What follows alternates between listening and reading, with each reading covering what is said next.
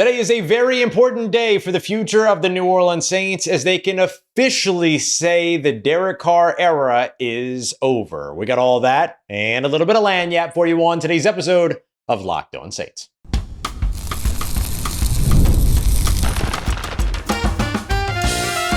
You are Locked On Saints, your daily New Orleans Saints podcast. Part of the Locked On Podcast Network, your team every day. What is good, Who Dat Nation and Who Dat family? I am your host, your friend, Ross Jackson, New Orleans native, your New Orleans Saints expert and credentialed member of the media covering those New Orleans Saints as a Saints beat writer over at LouisianaSports.net. And on today's episode of Locked On Saints, I want to give you a couple of standouts from OTAs that we haven't yet discussed, and I'll also give you an extra nugget and note on Tyler Shuck's impressive Thursday performance. We'll also take a look at the New Orleans Saints salary cap standing, where they are, what it means, and why they're in a good position for their future already. And we're going to lead everything off with two major transactions that mark the next era of the New Orleans Saints that now can be processed today, may already have been processed for all that we know as I'm recording this. Derek Carr's retirement being at the very top of that list. We appreciate you very much, whether it's your first time or your next time, making us your first listen, being an everydayer, and checking us out here on the show, which is a proud part of the Locked On Podcast Network, your team every day. The New Orleans Saints, as early as today, can officially check the box of Derek Carr's retirement being officially processed. Now, listen, if the New Orleans Saints don't process Derek Carr's retirement today, doesn't mean anything. If they already processed it, great. But today, June 2nd, it is now officially post-June 1st. So that means that the retirement of Derek Carr, as well as the retirement of Ryan Ramczyk, can both be processed as early as today. We'll see. I imagine the Saints are going to want to move pretty quickly on this, leave no residual anything, funk, anything like that from the way that weird quarterback situation went this entire offseason. I assume that they're going to want to close the door on that pretty quickly. So I would not be shocked if both of these transactions process as early as today. But whether they process today or in August, it means nothing. It's all from the accounting perspective. And so I'll explain a little bit of what it means for their salary cap. But in any case, both these players are retired. Neither of these players will be with the New Orleans Saints as they move forward. Now, the thing that I think that this means, and that is most important, because the financials don't have a major impact in 2025. The 2025 financial impact has already happened. I'll explain that in a moment. But I think that the most important thing here is that this just kind of closes the book on another pair of chapters for the New Orleans Saints. The Dennis Allen era came to an end. The Sean Payton era feels like it has finally come to an end as well this offseason with an entire kind of rebuild of the coaching staff. Now you're finding kind of the end officially of the Derek Carr era now that you get into this post-June 1 phase where his retirement can be processed.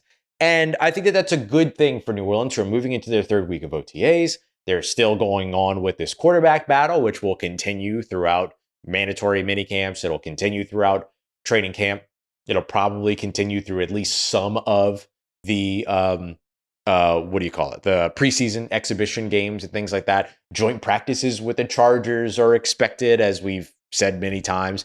This is kind of now the Saints being able to fully just close the book on the transaction of the process when it comes to Derek Carr. So now you get to turn everything over to your new coaching staff, your new era, your new quarterback, your new build, everything, your new roster, all of it, right? So there's that piece. The other piece that this kind of closes the books on is that now the only remaining member of the 2017 New Orleans Saints draft class, arguably the best draft class in the franchise's history, which yielded both the defensive and offensive rookies of the year for that year, only one player remains active on this roster, and that is running back Alvin Kamara, who is coming off of his best season as a rusher and is about to step into a very comfortable situation in Kellen Moore's offense that should be able to maximize him quite a bit. But now you're seeing the Saints now no longer be able to say anything about like, well, we feel that we have really good talent from that draft class that's still carrying things over. Like, it's another end of an era-ish for New Orleans. I kind of count Alvin Kamara a little bit differently than the rest of that draft class as they have all departed. Like, he's the last one remaining. So this now ends up kind of solidifying that situation as well. Again, these retirements, we've known about them for some time now. We knew about, Ryan Ramczyk's retirement kind of became signaled back in January when they reduced his base salary. Derek Carr's retirement, of course, the first day of rookie minicamp is when that shocking news, surprising news hit and everything. So, like, we've known that this retirement is on the way, but post June 1 was always the date that we were waiting for. We're now officially there. And now that transaction, or those transactions rather, can be processed at any point moving forward. And again, it doesn't matter if they get processed now versus if they get processed in August or whatever. It makes no difference, but I assume New Orleans will look to move these things along pretty quickly. So what does this mean from the Saints from a financial standpoint? Well, the answer truly is not a ton, right? The Saints kind of already got their biggest impact they were going to get for 2025 off of Ryan Ramczyk's base salary when it was reduced to the point to where the Saints took his contract all the way down to veteran minimum, a common practice to signify that a retirement is on the way. They did it with Drew Brees. They did it with Patrick Robinson. They did it with Malcolm Jenkins well before Malcolm Jenkins' retirement was processed. You remember we were one of the early people on that because we were discussing it. We were like, this is weird that they just did this. Does anybody have an idea of why they might have just done this? Is he retiring? And then all of a sudden that ended up being the case. But for New Orleans, that right now was kind of the biggest savings that they're going to get from 2025 posting these retirements. The $16.7 million that they saved when they reduced his base salary, or reduced Ryan Ramczyk's base salary rather, back in January. There's nothing to be saved really of Derek Carr's contract right now, but next year is where a lot of that's going to happen. So what's going to happen this year once these retirements do process? The Saints will save $1.255 million on Derek Carr's base salary, which is the last remaining portion of his base salary that was restructured. And then the remaining base salary that the Saints couldn't reduce away, because you have to be on the books. If you're going to be on the books, you have to be on the books for a minimum. That's based on how many years of experience you have. $1.255 million, same charge for Ryan Ramczyk. So that's $2.51 million in total that the Saints will save with both of these guys' retirements being processed. So that is a little something, right? That's a better than a rookie, or rather not better than a rookie, my apologies, better than a veteran minimum deal you could end up getting, but the impact on 2025 has already kind of been set in. So all told, the Saints will have saved $16.7 million on Ryan Ramczyk back in January, and then now another $2.51 million between both of these players here in this last kind of moment when this transaction becomes officially set. The Saints will take on over $11 million of dead cap when it comes to Ryan Ramczyk, but they will save now $28.745 million against Derek Carr's base salary in 2026 when his retirement is posted as well. So now the Saints get a much better situation in terms of the amount that was set to accelerate of his salary next year. That number is going to come down a little bit. So that's really, really good news for New Orleans. So most of the savings that they have left to feel will happen in 2026. Most of what they were going to save in 2025 has already happened, but still $2.5 million on the way back to them, which is a pretty good scenario because the New Orleans Saints are already in a healthy salary cap situation. So let's take a look at that next. Where are the New Orleans Saints with their salary cap? Why it's important, and what can they do with it? We're going to dive into all that next as we continue on with today's episode of Locked On Saints, part of Locked On Podcast Network, your team every day. Today's episode of Locked On Saints brought to you by our friends over at LinkedIn Jobs. Being a small business owner is not easy. When you clock out, quote unquote, at 5, you know that your business is always on your mind. And that's why it's great to have a partner that can clock in when you clock out. And that's where LinkedIn Jobs comes through. As a small business owner, you know that your job, your business can only be as successful as the people that you have helping you run it, helping to get it off the ground, helping to keep it alive. And that's where LinkedIn Jobs can help you big time. With the Post Your Job feature, which is one of their newest features, they're going to be able to help you write job descriptions and quickly get your job in front of the right people so that you can get those deep candidate insights that you're looking for. It's one of the reasons why 72% of small business owners say that LinkedIn returns them high quality hires, not just high quality candidates, but hires that they get to add to their company to make them more successful. So post your job for free today at linkedin.com linkedin.com/LockedOnNFL. That's linkedin.com/LockedOnNFL to post your job for free. Terms and conditions apply. All right, family. We talked about the end of the Sean Payton era, the Dennis Allen era, the Derek Carr era.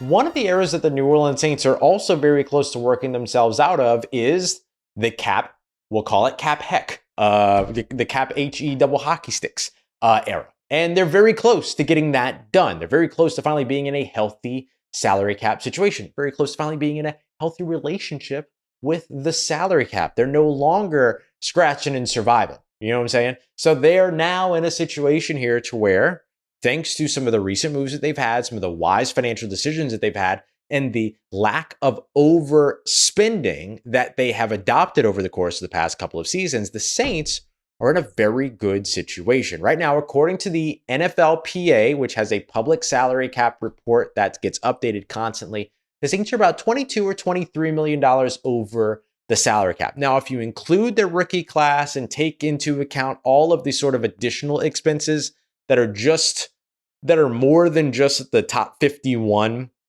players, which is all that really counts against the hard salary cap right now, or the 51 highest paid players. You got 90 players on the roster. Not all of those players are going to be able to count against your salary cap. You would be well over the salary cap at that point. So it's only the 51 most expensive contracts right now that count against the salary. So now what you're looking at is those top 51 plus the rookie class that you've signed, which kind of gives you a little bit of a glimpse into what it will be like when the Saints have all 53 players counting against their salary cap. And then in addition to that, also have like a practice squad that they've got to pay and all these other things, right?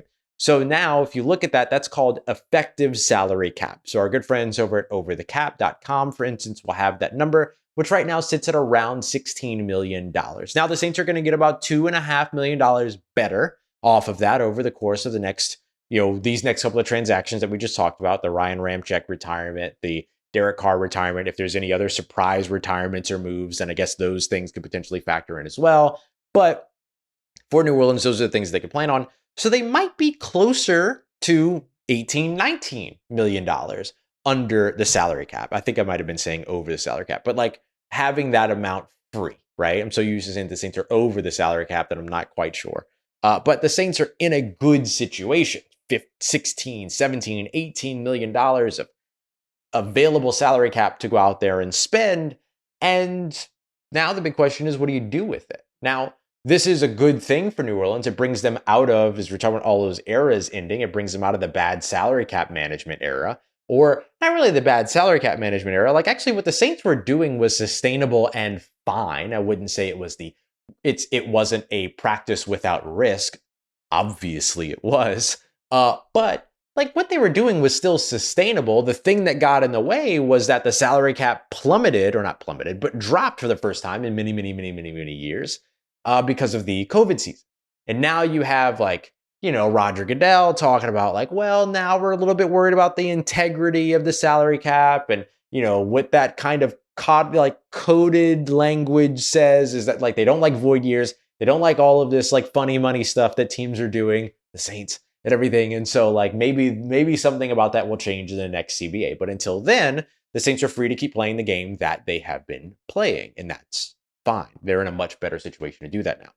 What the Saints could do with, let's call it 16, 17, $18 million of salary cap is, well, they got to sign Tyler Shuck, right? That's got to be the next thing that has to happen. He's the only member of the rookie class that hasn't been signed. Don't worry about it. He will sign. The Houston Texans giving the number 34 overall selection and wide receiver Jaden Higgins a fully guaranteed contract, the first ever in NFL history for a second round pick, is going to create ripple effects in terms of how things are going to be negotiated for the remaining second round picks after him.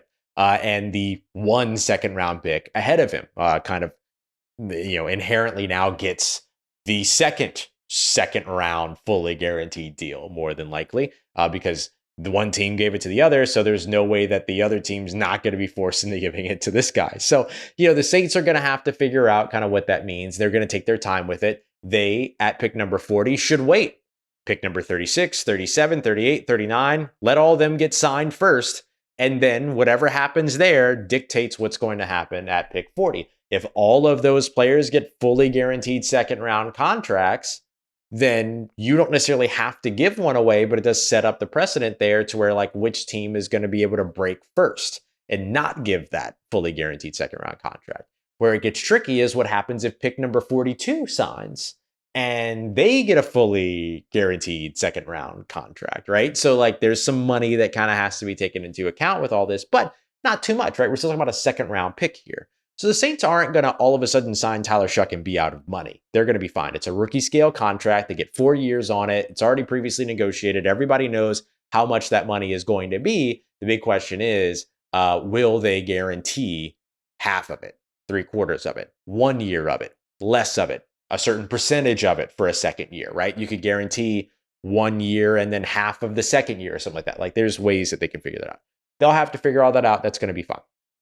But the Saints are still going to have probably more than $10 million, let's just say, going into the 2025 NFL season. That's a good place for them to be. There's still other players that can potentially be signed, right? For instance, once Ryan Ramczyk and Derek Carr's retirements, and part of the reason why I expect that those retirements will probably post today, if they have not already, or at least soon after today, is because that's also, both of those retirements are going to open up 2 additional roster spots. And the Saints can go out there and sign some additional players based on that, right?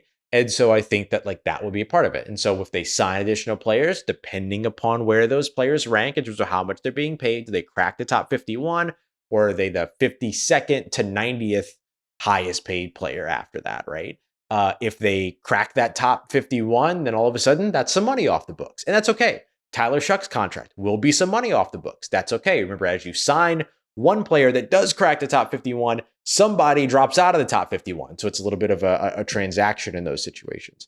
So the Saints should walk into 2025 with a surplus of $10+ million, somewhere 10 to 15, 10 to 16 million dollars. If they can roll over some of that, which means not spend it in 2025, why would they spend it in 2025? Attrition, right? Having to sign other free agents, things like that. But after week 1, any players that you sign are non-guaranteed contracts. You could always sign and cut, and then all that comes off the books is whatever the weekly transactions were at that point. Trades, trade acquisitions, things like that. Like there are still, or players have to go to injury reserve, then you have to sign somebody else to come in. So there's like the attrition conversation and all those other things still there. There's ways that you're going to spend money throughout a 2020, throughout a regular season, and that's okay. But whatever they don't finish, or whatever they do finish with that they haven't spent, they can roll over into next year. So you reduce your overall cap overage, which is currently $53 million by $28 million. That brings that down by more than half. You roll over $10 million into next year. That brings that new total down to more than half. And then we still don't know how much higher the salary cap is actually going to be next year versus what we're projecting the salary cap to be next year. So that could put the Saints in pretty good position to at least be close to already being under the salary cap by the time of the season begins. So the Saints will, instead of restructuring money to just get, or restructuring contracts or moving money around just for the sake of being compliant, will now be able to move into the realm of restructuring or reworking or moving around money to go out there and sign players. And so that is a major, major step forward for the New Orleans Saints because they are already in a very good, comparatively speaking, relatively speaking, salary cap situation now, which is going to aid them as they move into their future. Coming up next, I want to revisit OTAs. I want to take a look at Tyler Shuck one more time, but I want to first give you 2 other standouts that no one's talking about. We got that coming up for you next. We continue on with today's episode of Locked On Saints, part of Locked On Podcast Network, your team every day.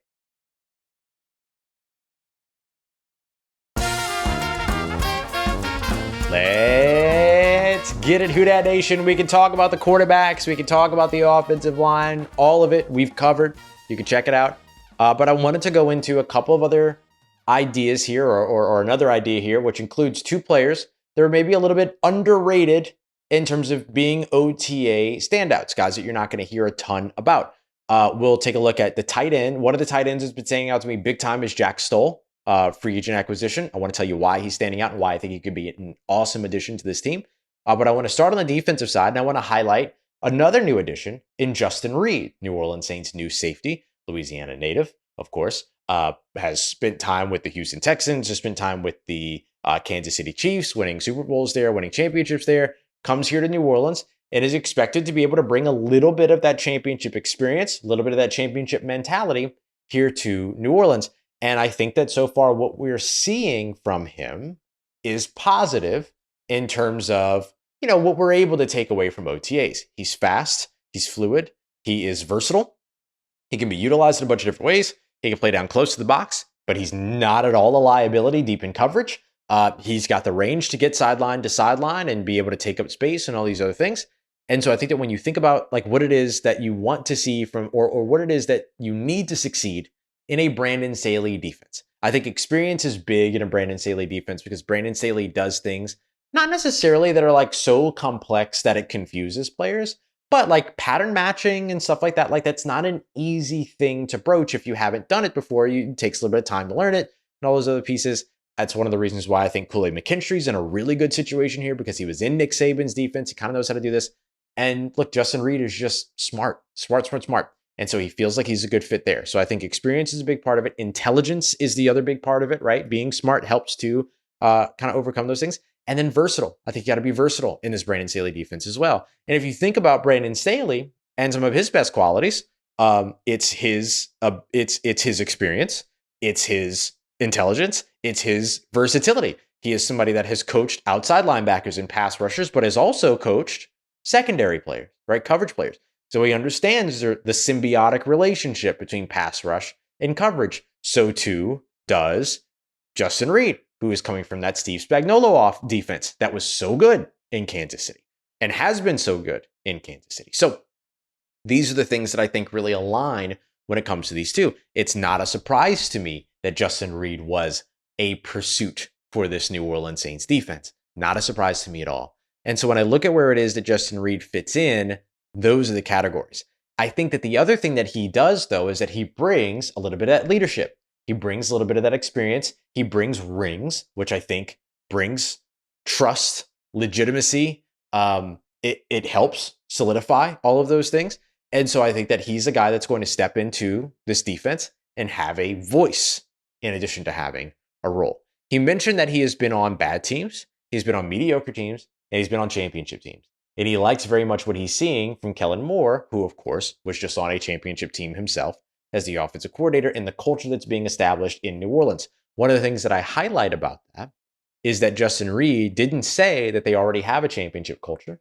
He didn't say that they're a team that's ready to go out there and win a championship, but he said in a very realistic and pragmatic way that he likes very much what it is that Kellen Moore has brought. He's proud of the culture and really likes the culture that's there, and he feels that the Saints have what they need to be able to build a team that can contend. And I love that mentality. There's a mentality of awareness there and a mentality of optimism there. And I think the marriage of both of those things is pragmatism. And that is a very good place for any NFL player to be. Hey, I understand where we are right now, but there's good things on the horizon. Excellent. So I think that him having sort of that level of confidence in his teammates, having that level of confidence in himself, the experience that he has, the versatility that he has, the athleticism that he has, and the fact that he can impact the game in multiple ways over on the defensive side, which is a big part of what this Brandon Staley defense is. You're not going to be a player that's going to get away with just doing one thing. You are going to contribute in multiple ways. And so Justin Reid just feels built, tailor-made, ready for exactly what it is of this Brandon Staley defense. We'll ask of him, and he has looked like it so far throughout OTAs.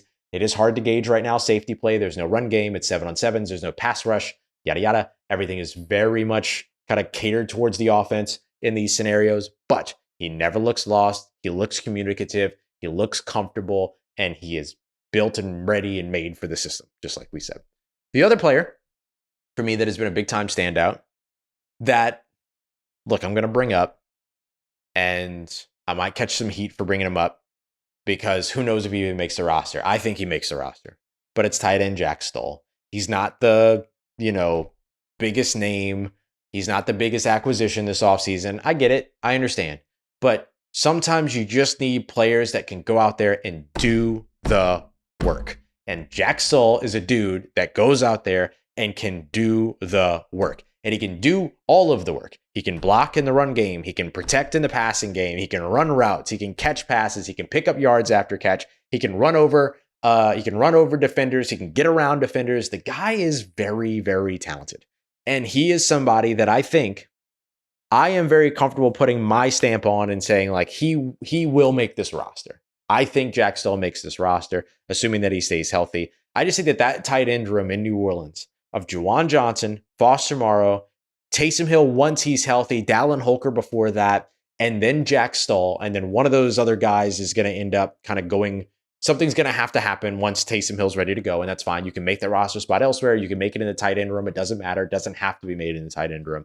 That tight end group would be a very solid tight end group. You would be able to utilize Juwan Johnson as a pass catcher and allow him to focus as a pass catcher who can contribute as a blocker, but doesn't necessarily have to make his money doing that.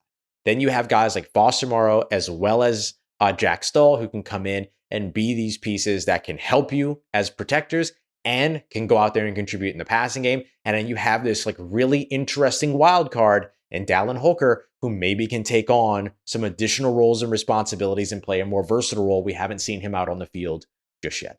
So I look at that core of 4 tight ends until Taysom Hill is healthy and ready to go, and I love it. And I think that Jack Stoll is one of those guys that is just going to be one of those sleeper guys that's going to coast his way onto the 53-man roster, and then all of a sudden people are going to see him flat out pancake a linebacker or run over a defensive end or something like that in the run game, and everyone's going to go, who the heck is this guy? And then I'm going to go, it's Jack Stoll, baby. That's what I'm going to say.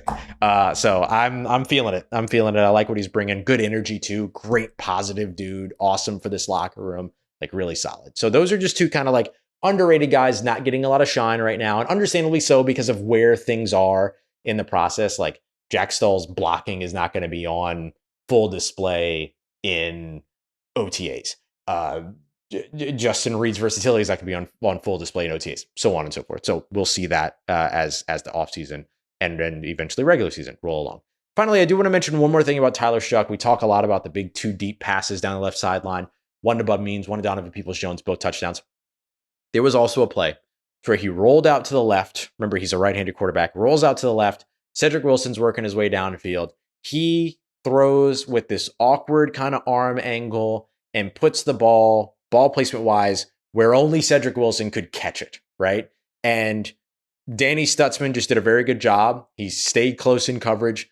He watched Cedric Wilson. Cedric Wilson's hands went up and then his hands went up. And he did a very good job of just doing enough to make sure that ball didn't get caught. But there was no way for any other defender to make a play on that football. And it might be the most exciting incompletion that we have seen so far throughout training camp or throughout OTAs. And it is the kind of thing where when you see that, you go, oh, that's what they were talking about, like arm angle wise and arm talent wise and all those other things. So really, really good display there from Tyler Shuck. I didn't bring it up in the observations episode. I took the weekend to rest. I wanted to make sure that I brought that to you. Just one last observation around Tyler Shuck. All right, coming up in tomorrow's episode, we'll dive into more around the quarterback conversation, where things are headed, where things will go. If the retirements of Ryan Ramczyk and Derek Carr are official, then we will break down any additional news that needs to come with that. And of course, keep you updated with everything until we're back out there for OTAs on Thursday. We appreciate you very much. As always, make us a part of your day, part of your routine for saying yes to me and the show. If you see me, please say hi. And if you need anything else around your New Orleans Saints in between these episodes, make sure you follow me on your favorite social media at Ross Jackson, NOLA. Hit me up. Let me know what the family's doing. Let me know how you living. Let me know how you momming them. And trust Who Dat Nation, I'll holla at you.